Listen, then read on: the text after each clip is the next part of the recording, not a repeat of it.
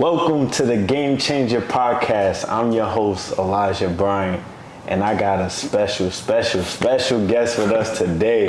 Got my guy, Courtney from Philly. What's going on, bro? How you doing, bro? I'm doing good. How you? I'm great. So we're gonna take it back a little bit, how I start these, I want to highlight yourself. So take us back, like how it was growing up in Philadelphia. So growing up in Philly, actually, my experience was pretty cool. Grew up with both my mom and dad in my life, so very grateful for that, obviously. Are they still together? Yeah, they still together to this day. Wow. So thankfully, thanks to them, grew up in a nice neighborhood. And even though it is a lot of, violence going on in Philadelphia, we didn't necessarily experience much of that due to my mom and dad working so hard to keep us in a good neighborhood. So, growing up with that kind of, put me on the right path from early age. That's good, bro, because, most African Americans, right? Right. We come from single family households. My mom and dad, they split at a young age. Most of my cousins never even met their dad. So, you having both your mom and dad, you feel like that played a huge part growing up? Most definitely. Having both, the mother as a nurturer and, the father as a disciplinary, it really benefited me a lot, right? Kept me in order. Make sure that, I wasn't going off my path and just, making sure I'm doing the right thing. So it definitely worked out in my favor. And like I said, I'm forever grateful for that. You have any brothers and sisters? Yeah, so got two older brothers. I'm the third child, and I got my little sister. Okay, got you. So, like, older brothers, did they, pick on you? They discipline you? Not really. For the most part, we all got a, really tight relationship still to this day. So, but I can say, they got it harder than I did, my older brothers, right? Because they was the first kid. So, but overall, no, we had a pretty good relationship. Okay. So, high school now, right? Did you have any jobs in high school? So, the majority of high school, actually, I didn't really work until, senior year. My dad was real, strict on staying focused on school. So, he didn't really allow us to work until we became seniors, and that was fine. So I got my first job at Starbucks, and I was 17, I believe. And to be honest, though, I did like working at it because it was at the mall. So it was fun for me at the time. Plus, I didn't have any bills or anything like that, so all the money was just going into my pocket. So, I started out working at Starbucks, and then graduated high school, and then I went to college shortly after that. Okay, what college you went to? So it was called LaSalle University in Philadelphia. I went there for 4 years, completed my bachelor's degree. Was it in business? So the major is unique to the school. It's integrated science, business, and technology. So, I studied computer science, a lot of things, business administration. It was a mix of all those things combined. Did your parents influence you to take this major, or is this something that you was inspired to do? So, me going into college, I wasn't really thinking I should go in there doing something that I actually like. My thing was, I should go after something that I know is going to get me a job, right? Mm-hmm. So that was my main focus. My mom and dad really didn't, influence that. The primary role that they played in me going to college was just making sure that I went, right? Mm-hmm. Wasn't really involved in, my college experience per se, and I was fine with that, right? Yeah. But, at the end of the day, like I said, I just went after something that I knew would get me a job, right? Business, science, you can't go wrong with that. So once you graduated college, you got a job in that field? So actually, no. So, I know I mentioned I worked at Starbucks first when I was about 17, but then they were getting weird with my hours, so I ended up shifting, and ironically, I don't know, I just started working for the liquor store, all over Pennsylvania Liquor Control Board. Wow. So, and it's really a job that, older people filled, but I was able to get in there at a young age, and this is where I kind of realized This is working. not it. Right, it's not it, because freshman year, that's when I transitioned into that job. And my first 3 years in college, I was working about 32 hours plus, along with, going to school full time. Did you get were they paying good money? So I think at the time when I first started, I was getting paid around 11.80 something. But it was more than Starbucks. At Starbucks, I was only making like $9 an hour. So, Wow. It was cool. It definitely was way more boring than it was at Starbucks. And even though I was getting paid more, it really didn't make a difference at that point in time. Yeah. It wasn't that big of a difference. So, I worked there for 3 years, and this is where I learned even if when I graduate college, I'll go and get a job. But if it's the same exact process, go clock in this time, work all day, 30-minute break, and then clock out at whatever time, I'm like, I can't do this. it. So now, is this where you come across wholesaling? How do you come across wholesaling? So, I'm trying to remember exactly how I came across it. I think it might have been a book. I don't even remember the dude's name, but the book entailed of a lot of different real estate investing strategies. They were discussing creative financing and things like that. Yeah. But wholesaling was the one that stuck out to me, and the reason being, it had the easiest entry path, I would say, compared to the other methods. So that's the same thing, right? Once I got back from El Salvador, I saw wholesaling on YouTube, Right. but I also went to Barnes and Nobles. Okay. Right? Went to the business section. I'm like, I'm gonna pick a random book in this business section and I'm gonna read it, right? Pick out this random book, and it's a real estate investing book by the Bigger Pockets. Okay. Josh Dunkirk, I think his last name is. But as I'm reading this, I come across wholesaling. And I'm already watching it on YouTube University, but how they explained it too was like, yo, you don't need no money. Just get something under contract, Right. assign it to a buyer or builder, and you can make money in between. Right. And so now once you see this book, right, did it instantly inspire you to take action? What was your next steps after that? So it clicked in my mind, and I began doing research, but I couldn't do a deep dive the way I wanted because like I said, I got work going on and school, obviously. And at that point, I would say I was comfortable, but I was getting uncomfortable at the same time, like being in that same position over and over again. Imagine being. How many years were you at that job? So about 3 years, to be exact. And just imagine being in college, all your friends always hanging out, doing whatever, being together, and I'm just always heading off to work. Same thing on the weekends, friends going out, experiencing different things. I'm just at work. So I was getting really tired of that because it's while I'm just going out, what happens when I get older, right? Yeah. When I start having a family and stuff, am I always going to be missing, events and doing things and missing out on life because I have to be at work?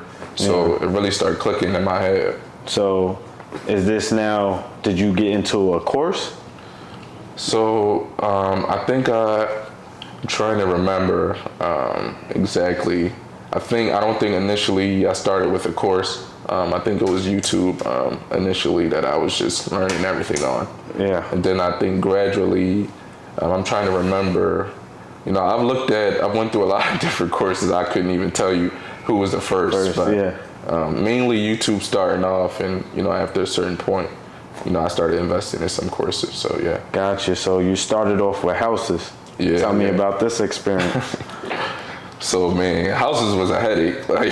I'll tell you that all day long, and biggest reason being is that I'm not a contractor, right? I've never rehabbed a property, so I couldn't estimate repairs. I can reach out to a seller, but I couldn't properly negotiate if I don't know how to evaluate what it'll cost to renovate a property. Yeah. So that was my biggest hurdle. And I remember I locked up a deal under contract, but it was way off. The seller had like Did you go see the house at all? I went to see the So house. you saw the house and then you got it under contract? Still, yeah, because I just didn't know what I was doing. Yeah. And it was, it was cool. At first I was scared too because I had a feeling like something's off, but at the same time, I'm like, I gotta learn somehow. So I'm just put myself out there, take the risk. How did that feel, like that first appointment? Because I remember my first appointment, I was nervous. At this time I'm in Du Bois, Pennsylvania. I put out some bandit signs. Okay. People called me from that, Right. which allowed me to go on this appointment. Right. So I'm in this appointment looking at this person's house and I have no experience at all. I'm barely even, was finished with a course. I was taking action, within step 1 or step 2 of the modules. Right. So talk about that experience, that first time stepping out and meeting the seller in this person's house. So this first seller that I spoke with, I think her name, I don't even remember her name, but she had a large investment portfolio. And this one particular property, I guess she over leveraged herself on this one, paid too much for it, whatever the case was. So the mortgage balance was like about $90,000, and I believe like the ARV was maybe, around 160, 170, 180, but it needed like a full rehab. So yeah, the numbers just didn't make sense, and I didn't understand that at the time. So, I walked through the property with the seller. It was her husband, and he was a nice guy. Yeah. Did he believe as if you was really gonna buy this? Yeah, I don't think he picked up that I was new, just because, I came into the room with confidence, right? And I didn't ask too many unnecessary questions, right? I just tried to have him, explain to me, what happened, how basically the property got into the condition that it's currently in. Yeah. So yeah. Yeah, because I want to touch on that real quick, right? Confidence, right? You didn't have the game fully mastered at this time, but you kept your head high. You walked with confidence, and he believed you, right? He believed that you could perform on this house. So even though the deal didn't go through, like the fact that you was able to take that step forward without having the game mastered, that's how you get into the game. Like that's how y'all gotta get into the game. Walk with that confidence. Once you got the knowledge, walk with that confidence. No doubt. Like confidence goes a long way. And that doesn't mean I wasn't scared, I wasn't nervous, I just couldn't show it, right? Yeah. They'll sense that in a heartbeat. And it's like, well, if your experience, like you say, if you buy properties like you claim, then what is there to be nervous about? So you can't show that, right? Yeah. And luckily, that was just an eye opener for me. I didn't close the deal, but she signed a contract. So in my head, it's like, she didn't know me from anywhere. I called her over the phone. She had a problem. Unfortunately, I didn't know how to solve it at that time. Yeah. But I'm like, this is real. Like she signed. Like, she signed, right? Yeah. That's how I felt. That first contract signed felt like I just made some money. You're right. You did something that was completely unknown to you before, right? You basically conquered the unknown with getting that contract signed. But now, right? So you get that first house, it didn't go through. Right. What was the next step after that? So it was a house like right around the corner from the first house that I contracted. And so at this point, I'm trying to figure out what happened. It was 2020, my last year in college. I just quit my job, actually. I quit that job. Yeah. And because I was only making about $300 a week, I think, I think I just turned like 21, so I said I'll just start driving Lyft because I had a car at the time. Yeah. My goal was, my goal was to just make enough money doing Lyft that I made at the job. That way I could free up my time and start doing other things like wholesaling. So a month in, I started doing Lyft. Pandemic hit. So while you was doing Lyft, were you door dashing? No, so I was strictly just doing Lyft because I was still in school at the time. Gotcha. But it freed up my time, so I started, diving a little bit deeper into wholesaling. But like I said, pandemic hit like literally right after that.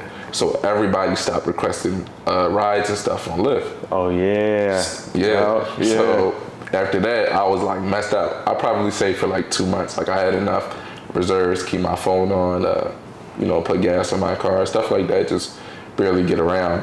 So, you know, I'm really diving into wholesale and trying to figure things out. So I'm just sitting here thinking like, what can I do? So boom. This is when everybody started getting pandemic assistance money, right? Yeah. So I think one of my friends had gotten theirs and he told me about it. So, you know, I signed up or whatever, and then I think a few days later, I got the money in my account. So I'm like, 1,200? yeah, so I'm like, bet. So first thing I went and did, no, not the stimulus. It was PUA. Everybody was getting Oh, that. okay. So they gave me a couple grand. So first thing I went and did, boom, bought a laptop, right? Got my laptop. And then I invested in batch leads at the time.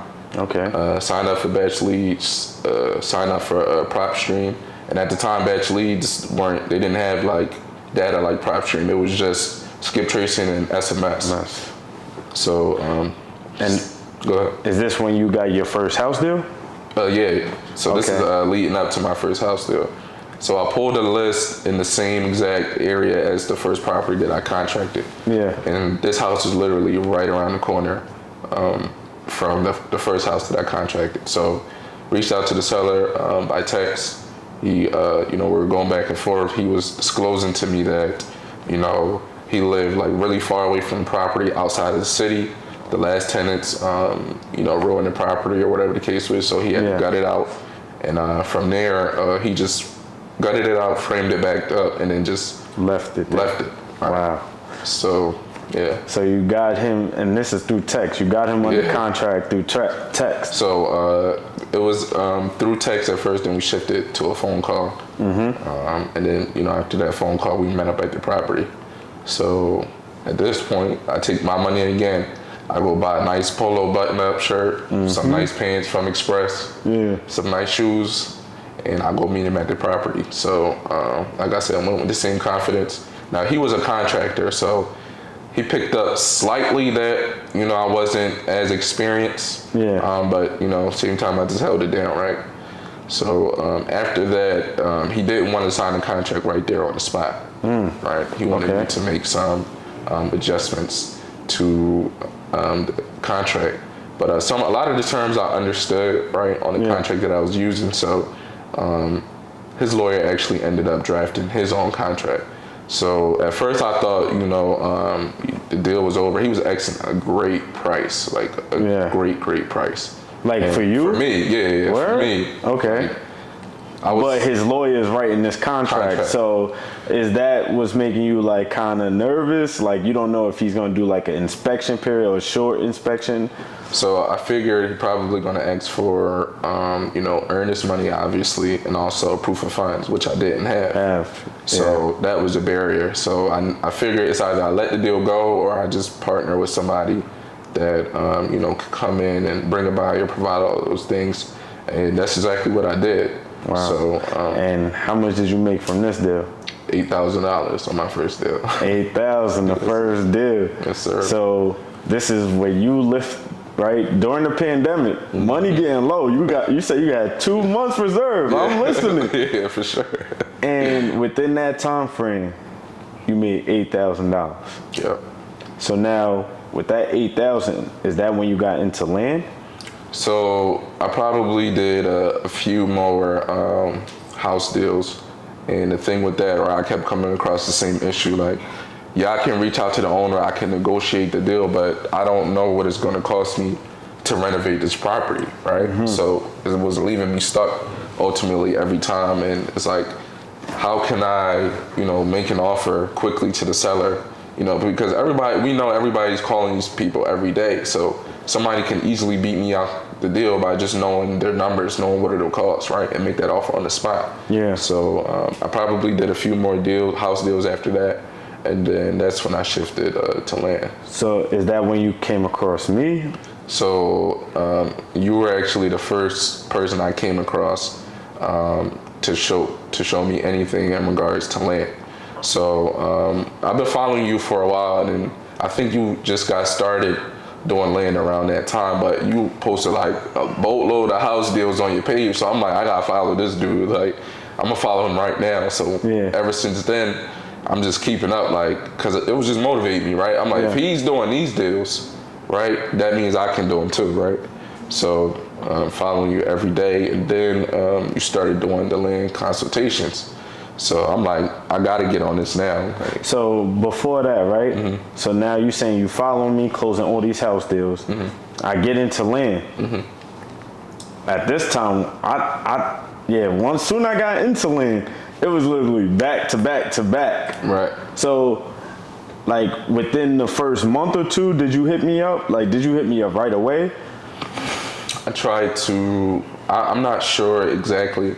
Maybe it wasn't right away, but I probably seen you post like 3-4 deals at the same time, and I'm like, what am I waiting for? Yeah. So So I posted that I'm doing consultation calls. At this time, how much did I even charge you? I don't even remember how much I charged you, bro. it was for the low. I'm not gonna lie. It was for the low. It had to be like around $100. Like it was a price to where it's like I would be stupid to not spend the money.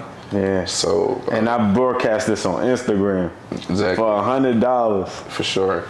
See, I don't even remember that. Like, I don't remember my prices being that low at the time. Right. But I know I had to start from somewhere. Because while I'm still closing these land deals, I wanted extra income. Right. I wanted a little 300-400 on the side a day just from consultation calls. Right. So now we do the consultation call, right? What happened after that? So immediately after that, I'm just started doing my own thing, right? Took off running, chose a market in Florida, and I didn't follow the process step by step. I did reach out to a few buyers, but at the same time, I was comfortable enough to run comps as it is. Yeah. So I reached out to a few buyers, didn't really get too many responses, and the first deal I actually contracted. I just looked at the comparables and saw that there was a buyer that purchased one. Let's break this down, right? Okay. So you pulled the list from PropStream? Yeah. Pulled the list from PropStream. You texted them or cold called them? So I believe, I started off cold calling. Yeah. So because at this time, that's all I was doing. Right. So that's all I could teach. That's what I'm doing. Right. So you cold call these people from this list. You already knew, like, how to evaluate the land based off our consultation call. Right. Right. So you contact the people, and then what happened from there? So I think I had a couple leads from that list. I think I actually closed about maybe 2 deals from that list. How much you pay for this list? It had to be probably 1,000 properties on this list. So anywhere between $100, $140 maybe. So it's crazy. So you flip this 100 and you get 2 deals from this list. How much did you make from these 2 deals?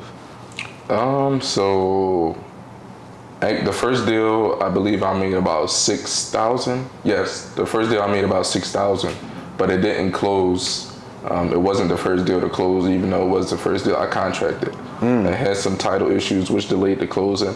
And I actually thought like it wasn't going to close at the end of the day. Those be the best feelings, bro. No doubt. But keep going, bro. No doubt. So the second deal I closed was for about $5,500, and this was from a builder that I reached out to, built a relationship.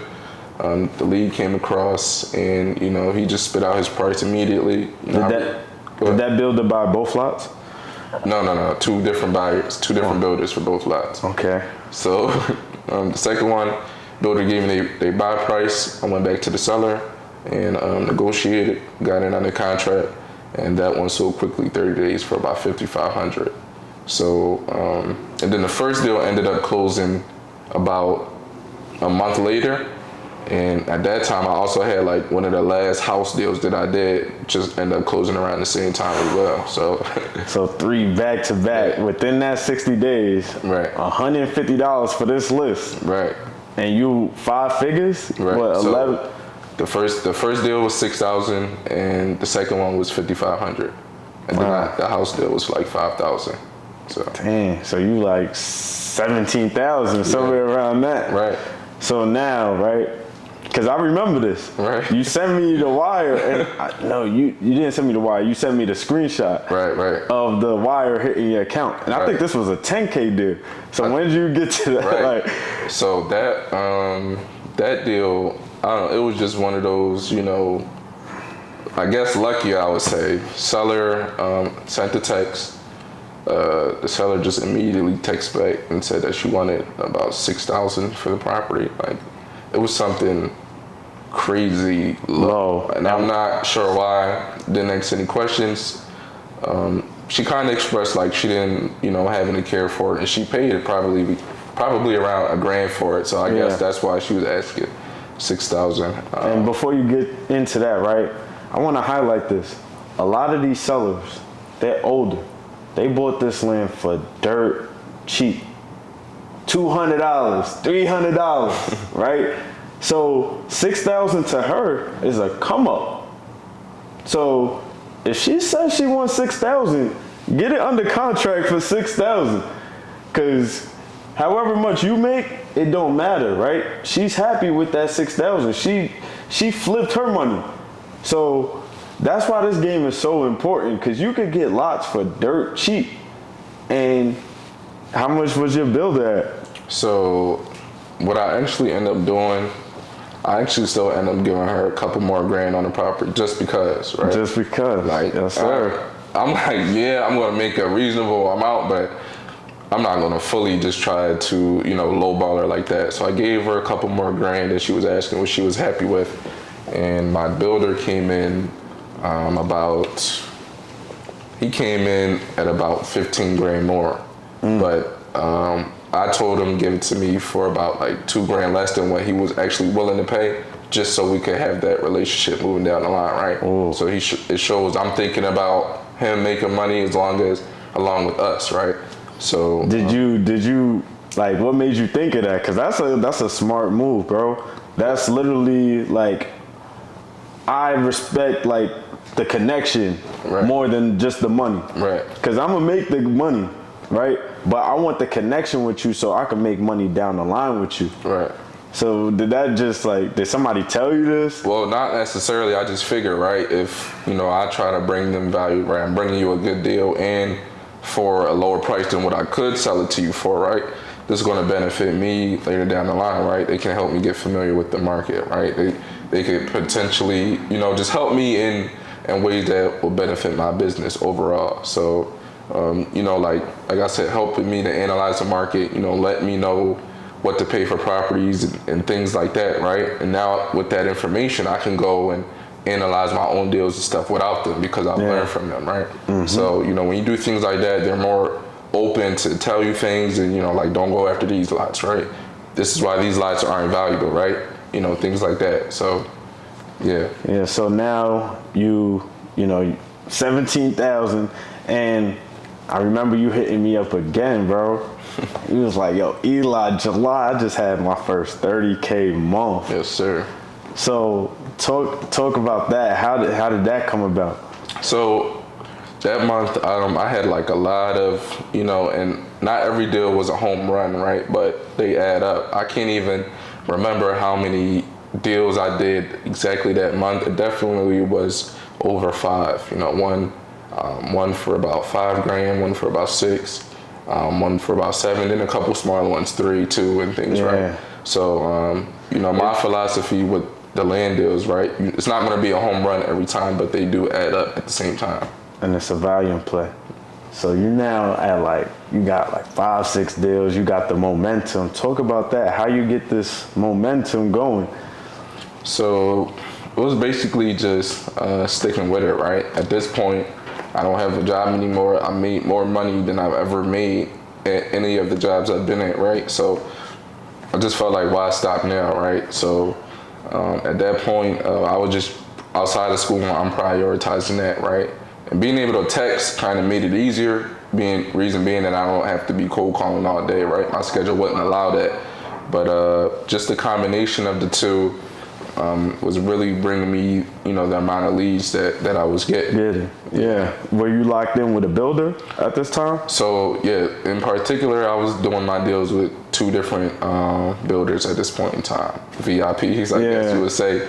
So any deal that if I knew it was a deal from what the seller told me, I go to my buyer like, what would you guys pay for this? They'll give me a price and I'll go, negotiate from there. And it made it easier, right? There's no repairs or anything, with the land. So that's what allowed me to, go in and be able to build, this deal flow like that. Yep. And I remember this because now you're sending me everything. You hit me on IG like, yo, bro, I got this deal. So, and I remember asking you, like, yo, what market you in? Because you was going crazy. Right. And once you told me that, I'm like, listen, we could joint venture together, right? Sure. We could, I want to go in this market because this was a market that I didn't even touch at the time. Right. So I actually went into that market and I actually got a deal in that market. Right. And you provided the buyer for me, bro. Right. I remember hitting you up like, yo, who's buying in this market? You gave me the buyer, bro.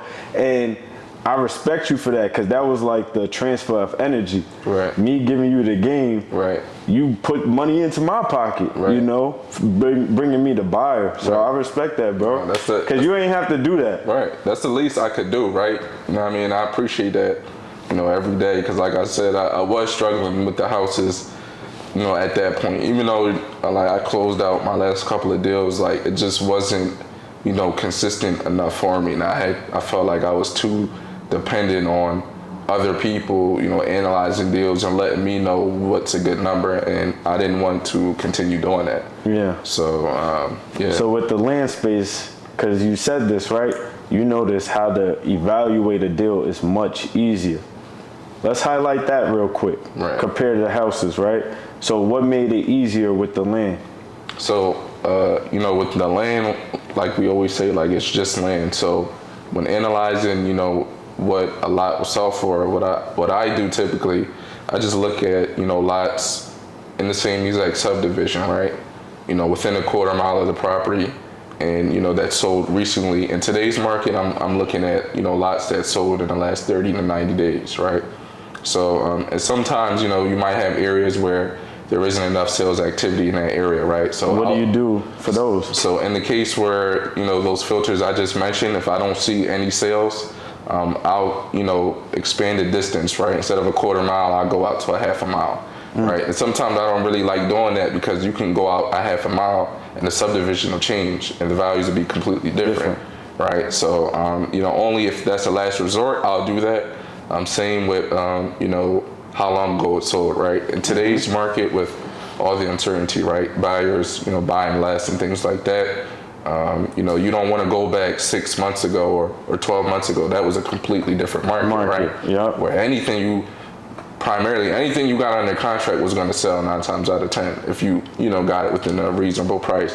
But with the way things are now, you can't really do that. So I try to stay within 30 to 90 days. And all you have to do is, if you have a lot that's 10,000 square feet in this subdivision and you see one that sold 2 parcels over for 30,000, then that should let you know, well, I know buyers are paying somewhere around 30,000. So you look at cash comps. You don't even contact the builders first. Well, I do. I only go that route if I'm in a market where I don't have buyers in that area yet. But 9 times out of 10, it all comes down to what the buyer is going to pay at the end of the day, right? And what buyers are willing to pay varies depending on their investment strategy, right? Yeah. So it really, the best thing for you to do is like how Eli recommends, right? You go and find that builder first, figuring out what their buy box is, what their buying criteria is, and then, you work your deals from there. You reverse engineer. I think that with anything I want to do in life, reverse engineer it. Figure out that end goal and then just go backwards, because backwards is going to give you the steps, the process. So now you know that exact process in order to make that happen. Like with my goal, right? I want to make $100K a month with my academy, right? My academy is $50 a month. I know if I have 2,000 people in my academy, that's $100,000 a month. So I just reverse engineer that, and then that's how you get to that. So that's how I see with everything that I'm doing. I just pick what I want, Right. and then reverse engineer. So now, right, you're getting these land success. Now, because I remember hitting you up, Right. you like, I'm fixing and flipping now. So how did that come about?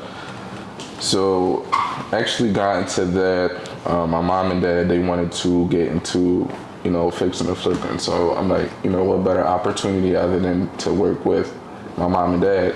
So got into a project, and overall it just didn't go as planned, right? Because the construction side, right, didn't have consistent crews, and not having all the information, right? And when you're leveraging, we didn't want to use our cash to invest, right? So we're leveraging other people's money to go into this flip. But the thing was, it's taking us so long to get it done that, those holding costs are eating into our projected profit. Did your mother and dad partner with you with the wholesaling side? Oh, no. How did they feel about you doing like wholesaling? Like, So I guess my dad, like other people would say, it's a scam, or he had a negative connotation about it. And even though I did do a few deals, I guess it didn't, really get him to the belief side to believe in it. But wait. So even before you closed the deal, you told him about wholesaling. So I mentioned to him that I was thinking about getting it, and he made it seem like he already knows what it's about and things like that. And like I said, he put a negative connotation on it. I don't think he wanted me to go that route, but regardless, I was going to do it anyway, like I said.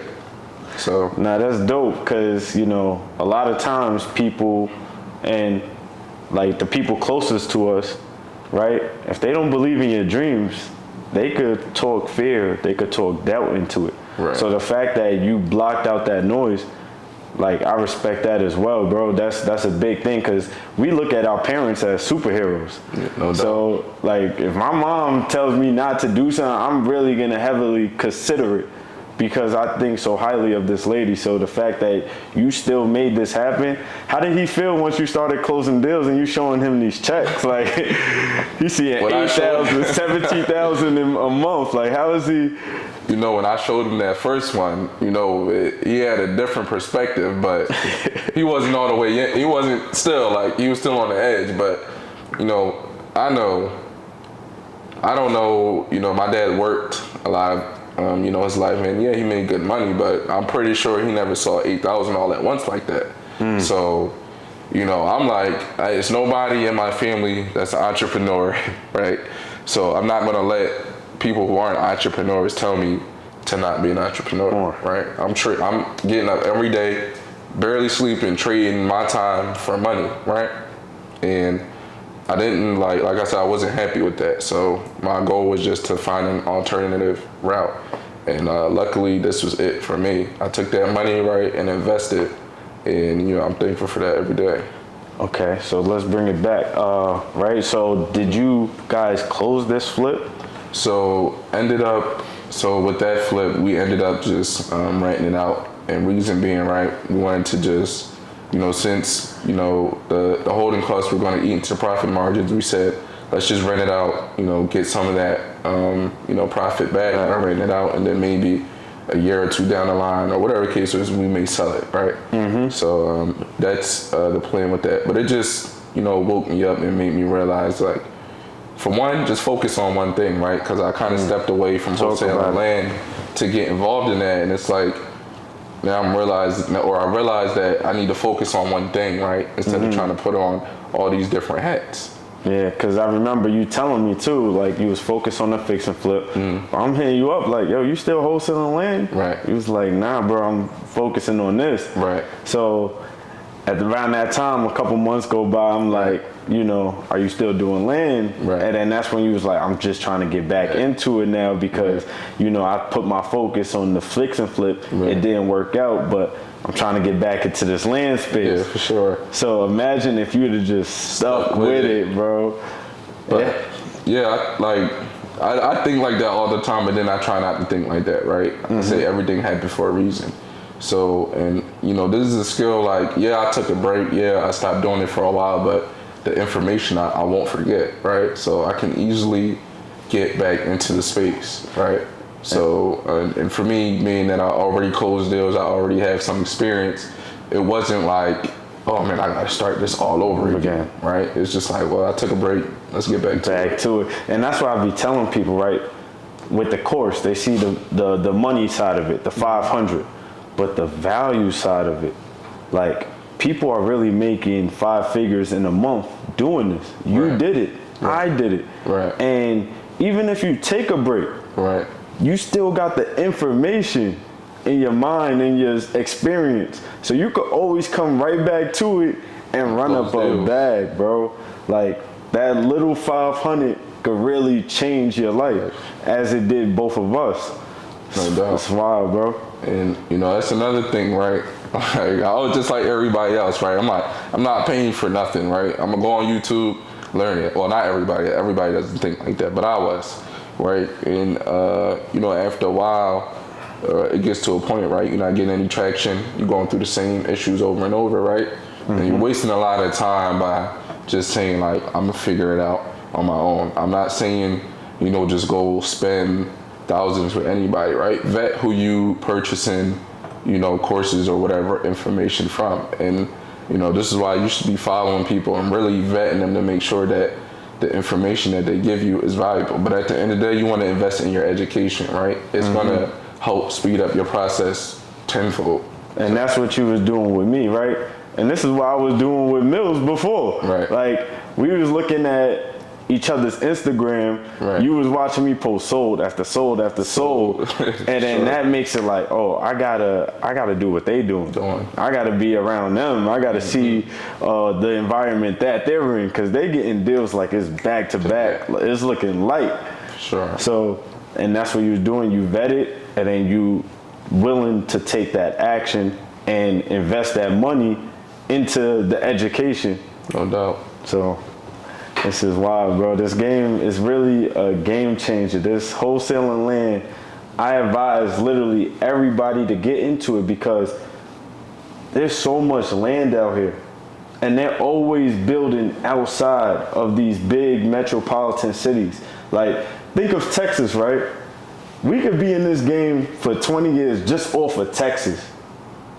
There's so much land in Texas. I was just in Texas. There's so much land, and they're building on the outskirts. They keep on building. I haven't even closed a deal in Texas, and just seeing all that opportunity, it brings hope into me. Right. Because I know no matter what, there's money out here. As long as there's land and there's people and houses need to be built, there's money out here. There's no doubt. And a lot of times I did struggle with that scarcity mindset, right? You know, just because I'm not getting deals, I'm thinking that they're not out there. No, it's 9 times out of 10 is just something that you're doing within your business, and that's okay, right? You're not going to come out the gate doing 5, 10 deals and you're not experienced enough, right? You got to go through the hoops and, you know, get your feet wet, get some experience, and make things happen. So yeah, I see it as like the darkness before the dawn, right? So you driving in the car in complete darkness. Let's say the headlights is blown out. You can't see what's in front of you, but if you just keep going little by little, you're eventually going to reach that destination. So I feel like what most people, they peeking at, looking at what others doing. Like, is he still closing deals? Is he, like, I get people that ask me that all the time, like, are you still getting deals like how you was 2 years ago? Like, don't worry about that, bro. Call the people. Right. Pull that list. Call the builders.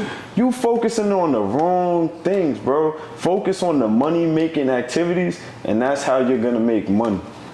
And that's why I try to teach people, bro. But this is a great one. Do you want to say any last words? Last words. Yeah, wholesaling is about real estate, but at the end of the day, you getting into this, you need to focus on marketing and sales, right? If you're not reaching out to any leads, there's nobody to negotiate, there's nobody to qualify, you can't get a deal, you're not reaching out to anybody. That's marketing, right? Sales. It doesn't matter how you market to somebody, whether you call them, you text them, you send them a postcard. If you don't know what to say when you get on that phone with them, nothing matters. Talk about it. So, when it comes to sales, you need to practice, right? I'm not just gonna tell you go get any script, right? Learn from YouTube, learn from a mentor, right? Take all the information that you've gotten and put it together and apply it, right? You're not gonna become a salesman, a good salesperson in one day, in a week, 2 weeks, right? Yeah. It's gonna take some time, just like anything else. So when you're going into this business, marketing and sales, make sure you hone in on those 2 things. And 9 times out of 10, you're gonna get deals. And just focus on the process, right? Don't overcomplicate it, right? Go and find your builder, right? Once you have the criteria, you go and reach out to sellers, right? You negotiate them, right? Find out if they're motivated, negotiate them, you get that deal under contract, you assign it to your builder, right? Take it to the title company, let them handle the rest, you close. And you Don't paid. overcomplicate it. Yes, sir. And one thing I did like that you said was the YouTube and the mentor, right? You get a mentor that you have a direct connection with. But on YouTube, you could have 1 million mentors just off of clicking videos. You could be in the room with billionaires, right? I'm listening to Diddy and his mentor talk last night on YouTube. I'm in the same conversation as 2 billionaires. So do that with wholesaling, right? You tap in with me or whoever's teaching it, but you also look on YouTube. You also look on Instagram, because people are giving a lot of free information out here that could literally change your life. And it did mine. So where can these people follow you, bro? So you can follow me on Instagram, Mount Airy Property Solutions. I don't got nothing posted up there yet, but after this interview, I'm gonna start, building my brand, putting my face out there, because I do want to help whoever wants to be helped, right? So yeah, definitely. And I definitely seen that last night. Even with Mark, you was giving him some game on sales, and people don't know. You got that sales talk. You got it built to a process, and I respect that a lot, because, like I said, I remember when you started, when you first came to me. I'm hearing you talk. I'm just listening on the sideline like, damn, bro, you have a great message and you have great skills on the phone. You put those 2 together, you can make a lot of money, bro. No doubt. And, one last thing, stop thinking y'all gonna call 100 people and get a deal. Y'all not starting off, like I said before, you're not gonna be great at sales. And I'm not saying it's not possible, but, in a regular day-to-day in this business that, if you're new, it's not going to be call 50, 20, 100 people and then you making $20,000. It doesn't work like that, right? You got to put the work in to get the results. And that's just it. Like, everybody's saying the same things doesn't make it cliche. Like, everybody's saying the same things for a reason. People want to step outside the process and thinking it's some special magic sauce, special magic words. Like, just stick with it, stay consistent, and you'll get results. Like, I promise you. Yes, yes. So if you guys want to learn how to flip land, make sure you text land at 813-687-8867. All right, tap in with us, EDB Academy.